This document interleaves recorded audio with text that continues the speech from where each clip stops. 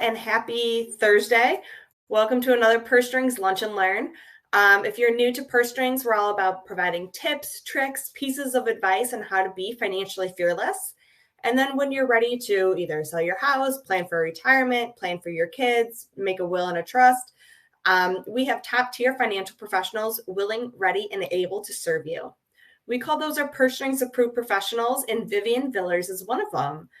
We're so excited to have her here today to talk about investing for your special needs child and all that entails. Vivian is quite the expert. But before we dive into all that fun, Vivian, could you give us a little intro of who you are and what you do? Thank you. Thank you, Maggie. My name is Vivian Villers. I'm a certified financial planner and accredited investment fiduciary. I've been in practice over 30 years. I'm independent. I don't have anybody holding a hatchet over my head telling me what I have to sell or what I have to do. I got into working with people, parents with children with disabilities, because I was teaching a basic financial planning seminar back in the 90s, and a parent came to me and they had a son who had been physically injured at 14. And I went, okay, my learning curve has to go up here. Yeah. So, but I'm proud of the fact I've been in practice for over 30 years and I still enjoy what I do. And I'm located just north of Chicago, but I have clients all over the country, from Washington State to Florida to California, Texas, and all over the Midwest. So awesome. Well, we're so excited to have you here and have you share your expertise. If anyone's tuning in and has questions along the way, feel free to throw them in the chat. We'll work on those. Otherwise, we'll come back around to them. But investing kind of in preparing for a child with disabilities, there's a lot of different moving parts. And so can we just kind of start with like a brief explanation of how kind of the government benefits work, when the child is eligible, and any kind of restrictions, especially if they exceed income limits? Great. For most parents who have a child with a disability, they are eligible to apply for two different government benefits. They're kind of a package. The first one is SSI, and that stands for Supplemental Security Income. It's a form of disability payment that the federal government provides for people who have never worked. I have a nephew, Stephen, who was born with severe autism. He's eligible for SSI. And when you are eligible for SSI, typically you also get Medicaid. For most parents, they're not really eligible, or they don't qualify to get these benefits until their child is 18. Because when the child is under 18, they will include the parents' income and assets. And unless you're pretty much borderline poverty, you won't get those benefits. But at age 18, when you have a confirmed diagnosis and you qualify, Social Security will only include that child's income and assets. And think about this. Medicaid is basically welfare. So the restrictions, you can't have more than $2,000 in assets. Wow. And very little, if any, income. So if you earn $10 in a dividend on those $2,000 of asset, all of a sudden you're over the limit. But it doesn't matter how competent or not competent that child is. The government considers them an adult and only looks at their income and assets after age 18. Okay. So yeah, it seems like 18 is a big one. And then it kind of depends how much income. So usually if you're living with your parents, they'll make enough income where you don't get covered. Do you know, are those income limits different everywhere to qualify for the SSI? No, this is the federal government. Okay. Oh yeah, you're right. No, yeah. So, and I'm trying to give just a basic overview because I'm not the benefits expert. I have somebody I go to about that. But yes, you just need to know this much so that you can begin to prepare. For example, I'm a little bit off track, but let me give you this. Let's say your great Aunt Sally gave your child some stock when they were born. Mm-hmm. And it's going to probably disqualify you from receiving government benefits. And you want those government benefits. Mm-hmm. You do, because health insurance can be outrageously expensive. and you want that Medicaid to be a supplement, and you want some income for your child. But there are things you can legally do to those assets that may be in your child's name before they turn 18. Right.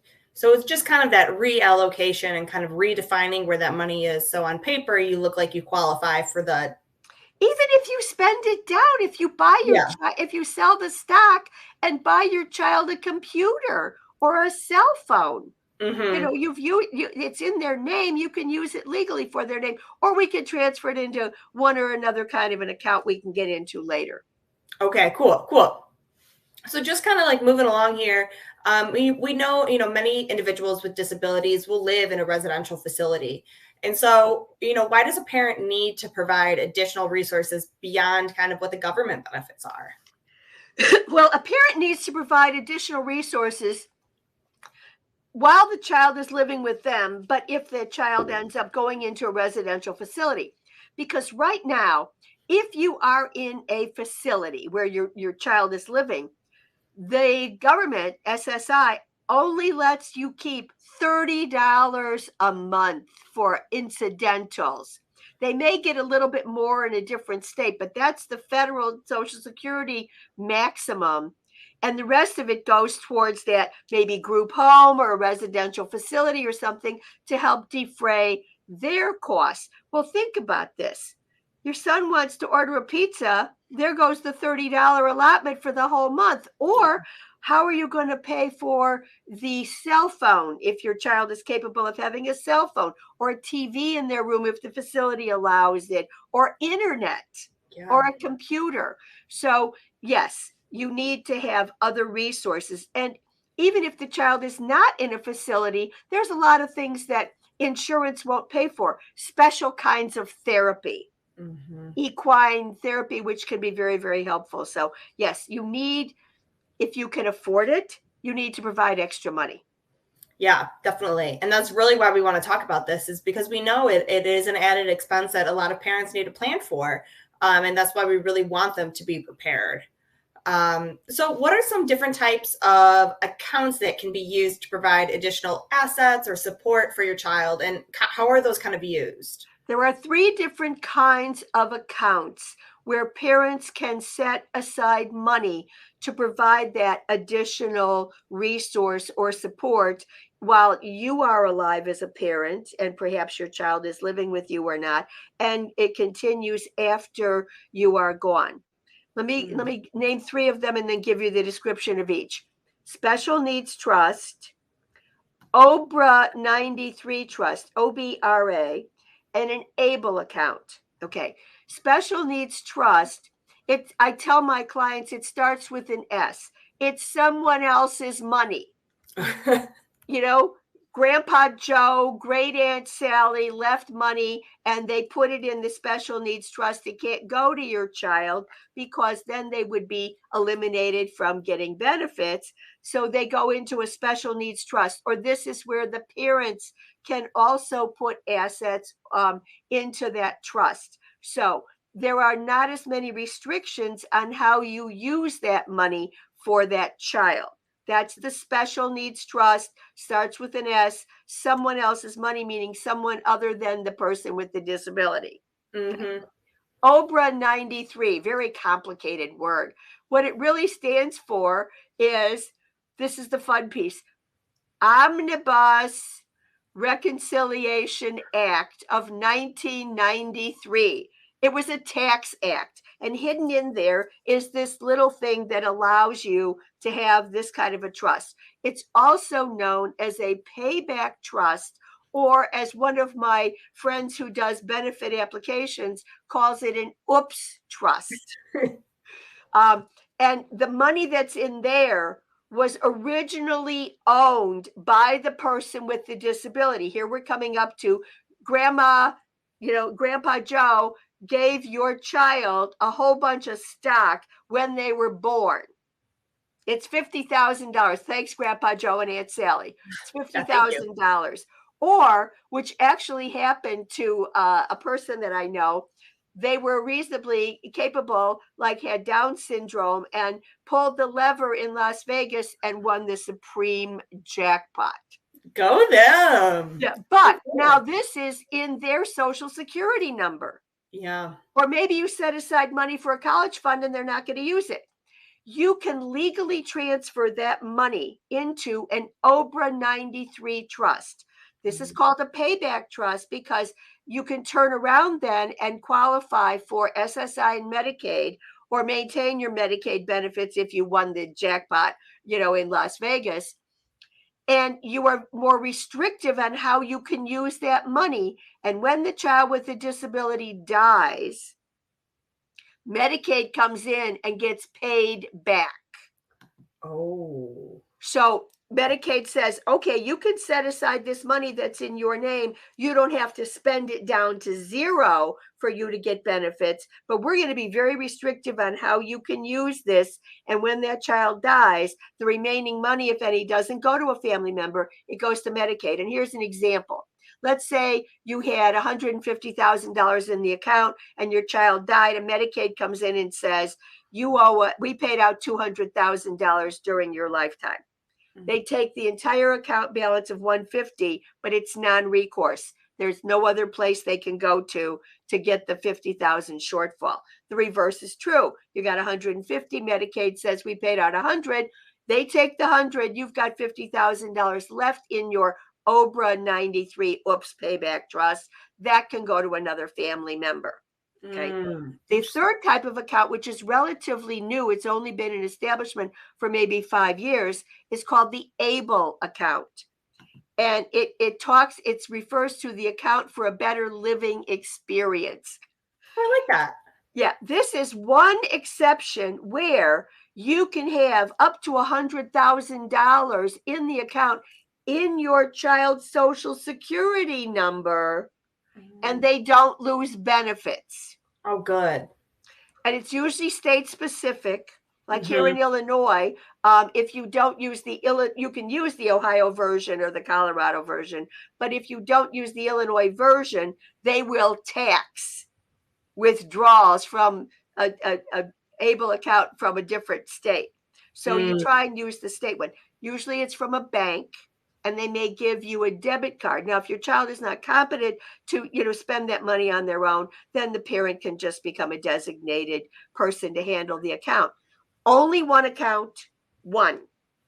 Maximum of the gifting limit, usually about $15,000, can be contributed during a calendar year. So again, if Great Aunt Sally wants to give your son some money in the ABLE account, but we've only got $2,000 left to be given or before we reach the maximum, she may want to give him an IOU and say, I'll put it in next January. Yeah. 15,000 maximum from all contributors. And if the child is able to earn some money and have a modest amount of income, they can also deposit that in there. Go over $100,000, again, get 10 cents of interest. You get suspended from benefits and have to reapply. That's the ABLE account. Special needs trust, very generous, the family's assets. OBRA 93, your own assets. ABLE account, a combination of parents' assets and the child's assets, but it's in the child's social security number. Okay. And so for that ABLE account, what happens if, the child passes away? Does that go back to the family? It goes to family? Yeah. Wow. Those are great. 3 great options. Very clear. And it's nice to know that there are these workarounds because of the way it's kind of set up. And that's why we say you need somebody who understands it like you do, because otherwise, if those benefits are turned off, then, alarm bells ring. It's a mess to have to go back and reapply, please. And if you need, prescriptions in the middle or something with your health insurance, it's a mess. So right. It's great to kind of know these things and to know how we can prepare ourselves. And so let me see what are some different types of investments like bonds, IRAs, stocks, insurance that can be used to provide for current and future support. And, again, those pros and cons. Typically the money that's in an ABLE account, most parents don't have large balances and it's just maybe cash at the bank.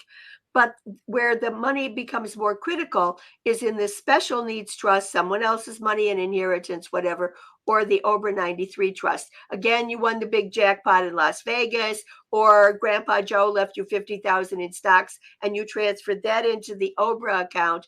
Now, what do? If you are, if you're still alive and you're trying to provide additional support for your child, beyond what the government benefits will provide, whether it's OBRA or in the special needs trust, typically you're going to want things that are fairly liquid, like mutual funds, exchange traded funds, individual stocks, or bonds. But you need to be careful, because whether it's an OBRA or a special needs trust, it is a trust.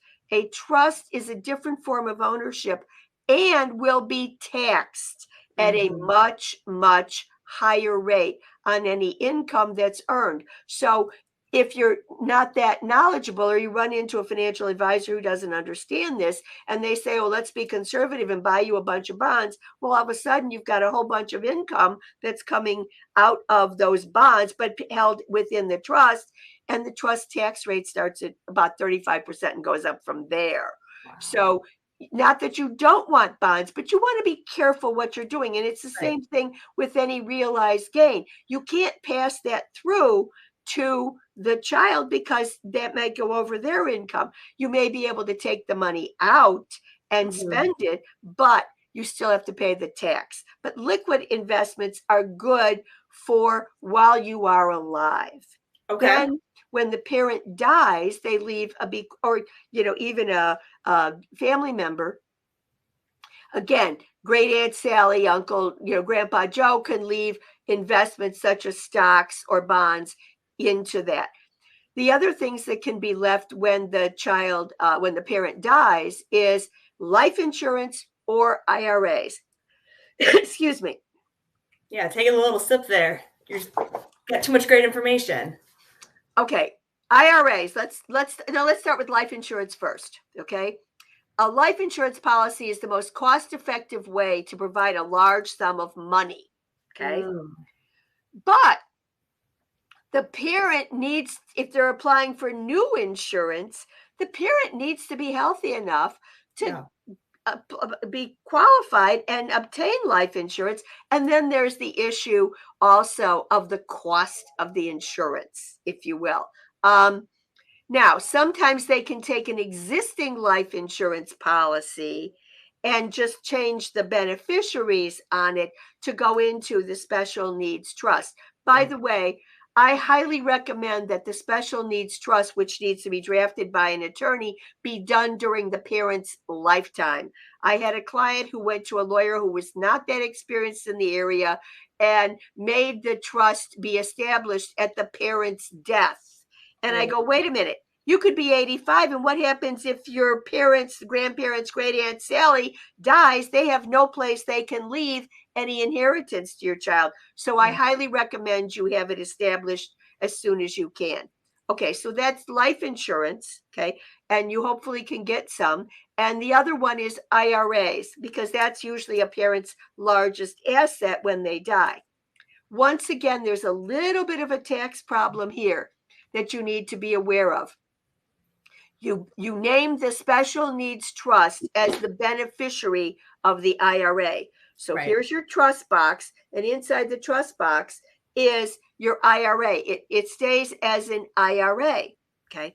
Then you have, as soon as the parent dies, required minimum distributions that must come out of that IRA every year. Again, you most likely can't pass it on to the child outside of the trust because of income, limitations or asset limitations. So the distribution from the IRA could be held inside the trust and taxed at the trust tax rate. Okay. So what I'm doing lately is suggesting to clients and parents that they consider, if they're planning to leave an IRA or part of their IRA to the special needs trust, that they try to convert part of their IRAs to a Roth IRA. You have to pay the tax when you convert, and sometimes parents can't afford that, but you can do it in small stages. Then you name the Roth IRA, and you still have required distributions that come out of the IRA and go into the trust, but it's tax free because the Mm. parents have already paid the tax on the IRA when they converted from a traditional IRA to a Roth IRA. Okay. Okay. So Wow. It's quite a dance around these benefits and the right way to have them under your name, not under your name, to still qualify. right. And the other thing is, let me just interject here. Parents need to be very clear and aware of how much they really will need for themselves, but for their child's support. I had a person who took one of my classes that I teach, and she said, "Oh, we're 72, and my husband and I have $1 million in asset. We don't need any life insurance." And I go, "Have you crunched the numbers to see how much you're going to be able to draw down?" And in my opinion, she was completely unaware that $1 million was not enough to fund her retirement and that of her husband and leave anything significant for their child at their Yeah. death. You've got to crunch the numbers. Yeah, and that's hard to do because you never know how long you might live, what life is going to look like. It's a hard prediction to make, and you definitely want to be over rather than under. Exactly. Yeah. So, and we talk about this and all the work that these parents can do, but it's so essential that they also, put their retirement as a priority as well, and not lose themselves. And so how can you kind of balance this or, yeah, what's the secret, Vivian? How do you do that? Well, there's not any secret, but let me give you the way I approach it. I tell the parents, you need to do an audit or an assessment of your own financial situation first. And I Mm-hmm. know that's, as parents, people always put their child first, but you can't put your child first and then have them living with you after you're retired and you've already put money in those trusts where you can't get the money back Yeah. and you're having trouble paying the house expenses. So do an assessment of all of your assets, do an assessment of, are you on track for what you're going to need during retirement? And that will also help you to know how much money you may have, luckily, to set aside now into a special needs trust if you Yeah. can. But you don't want to be, say, sending out, let's say, $500 a month into the special needs trust. Let's make it $1,000 a month into the special needs trust and find out it should have been 500. Right. And the Yeah. only way you can get it back out of these trusts is to spend the money on things that the government allows you to spend it on. You can't take it out and use it to buy, groceries for the parents if the child is living in a residential facility, or pay Right. the mortgage if they're not living with them. So yes, do an assessment first, and also take a look at all your beneficiary designations, because maybe you made a blanket designation of all my children as a Mm. contingent, and you could have to go do an oops trust because there's money that came to your child and you didn't realize it. Right, right. Those are great pieces of advice. I mean, at first I could see, yeah, you can easily just say all my children, which, is, you can't always group them together like that. But yeah, planning it out, because not all that money you can use the same way again after it's been kind of invested. And so can you kind of tell us, why is it so important to not delay? We need to take action now. And I can just tell you're so passionate about this. Where does that come from? Well, I say to people these days, your next crisis is not on your calendar. And I learned that, unfortunately, from personal experience with a family member. 10 years ago, my sister-in-law, mother of Stephen, my nephew, Stephen has severe autism and is nonverbal. If you know anybody who has a child with autism, they're basically OCD. You disrupt their environment or their structure, their daily activities, and they basically go into a panic attack. They can't create a plan B in the moment. They physically cannot. My sister-in-law was killed coming home from the bank.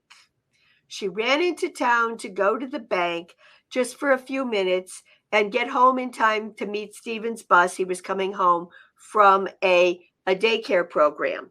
She was killed instantly. No matter how many times I said to her, we've got to make plans for what happens to Stephen down the road. Yeah. And I absolutely understand. This is what happens with parents of a child with a disability.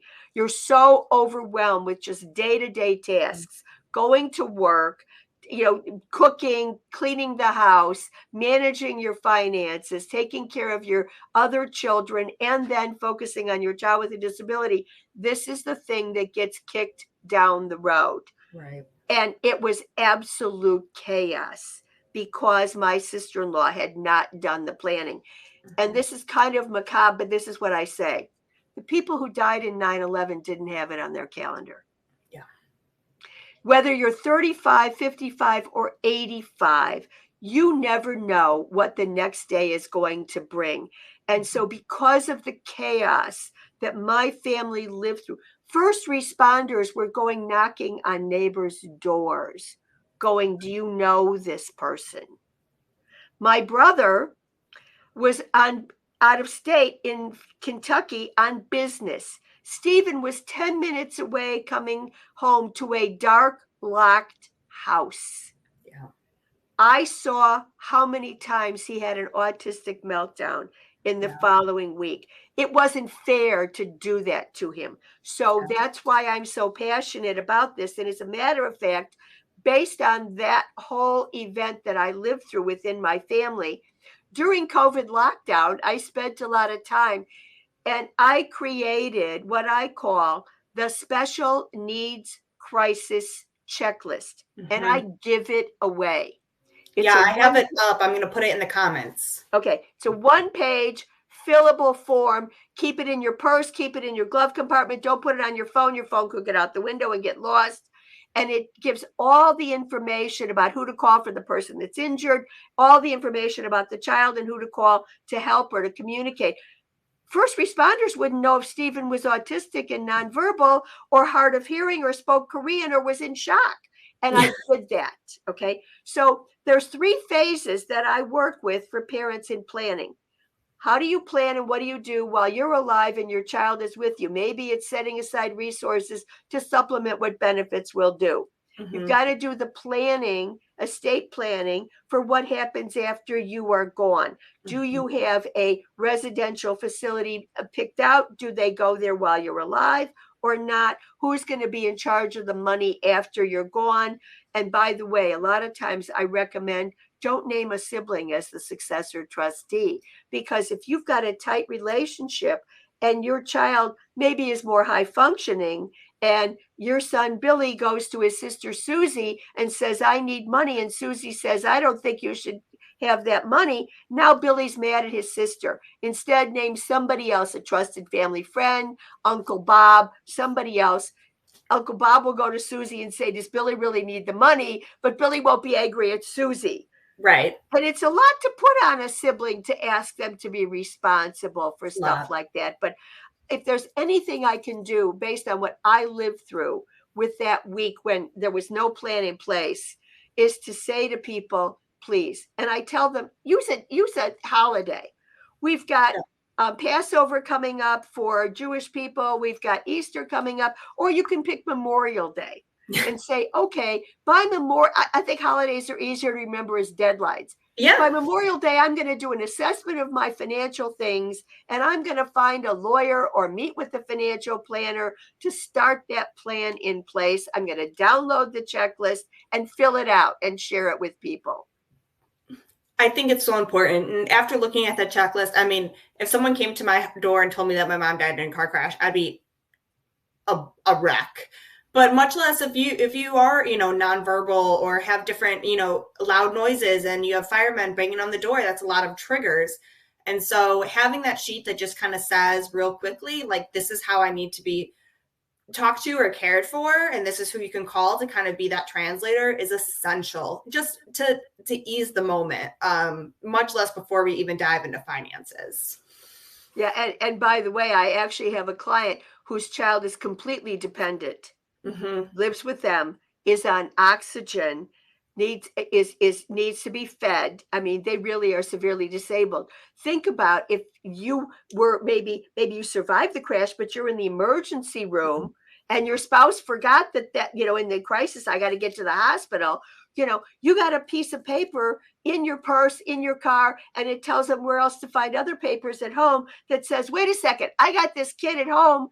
Maybe Hmm. they're on medication and they need to get it soon because they have a seizure disorder. Yeah. That's all on that checklist. Yeah, it's essential. It's essential. So I think setting a date is a great idea. Like you said, I can put the link to the special needs checklist in the chat and put that on your calendar. Put making this time because the crisis is not on there. So let's just put on this time to, make a plan, book a time with Vivian, call an estate planner. We have all these resources for you. Let's just take some action. Because like Vivian says, it's this crisis is not on your calendar. And I'm happy to provide a free initial consultation to people who really want to talk, about this. So, Awesome. Yep. Cool. So I think this has been so much great information today. I love seeing your passion and your story come through as well. Is there anything else that we didn't touch on that you want to make sure is shared? um, I think I've covered most of it. Oh, yes, one other quick little thing, real quick. If you feel that you don't have enough assets while you're alive to afford an attorney to set up a special needs trust or an over 93 trust, or you don't have somebody that you feel can handle these trusts after you're gone, there is something called a pooled trust, usually with a charity that's affiliated with a disability. And they have a pooled trust. Your money gets pooled with others, but they will administer it. They will file the tax returns, and it takes a lot, and it's very low cost if you don't have a lot of assets right now. Mm-hmm. Maybe you'll have more life insurance after you're gone. And the only difference is that when your child dies, the charity keeps the remaining money. Yeah. But, there is an option for people that maybe don't have a lot of financial resources to set aside for this right now while they're alive. So not having a plan is not an option. There are resources out there. There are options out there. Let's make a plan. If you're overwhelmed, I get it. But Yeah. you should not have what happened to my nephew Stephen happen to you. And Mm-hmm. as parents, you have an obligation to do what you can to prepare for that child who didn't ask to come into this life with the disability. Yeah. I have a cousin whose daughter has severe Down syndrome. They targeted a residential facility for her when she was 5 years old. Wow. And when her last brother was out of the house and she was left alone all day, she simply moved to this lovely private residential facility, and she's thriving. Good But for they her. started planning when their daughter was born. Yeah. Yeah. It's like when people look at preschools before they have their kid. But yeah, you got to be prepared. That's a great story. So I appreciate you again coming on here and sharing that information. Your email has been going through the bottom. Vivian's also a Purse Strings approved professional, so you can check her out on our site, pursestrings.co. And I'll make sure to put that special needs crisis checklist in the chat as well, so you guys can download that. But thank you, Vivian, for sharing all your great information. I really appreciate it. Thank you, everyone else, for tuning in today. One quick thing, so sorry. The special needs checklist, it doesn't download. You send me your email and I send it to you, so it comes in a PDF fillable page just for you. Perfect. Perfect. All right, Thanks, cool. Maggie. Thank you. And we'll talk to everyone soon. Bye. Bye-bye.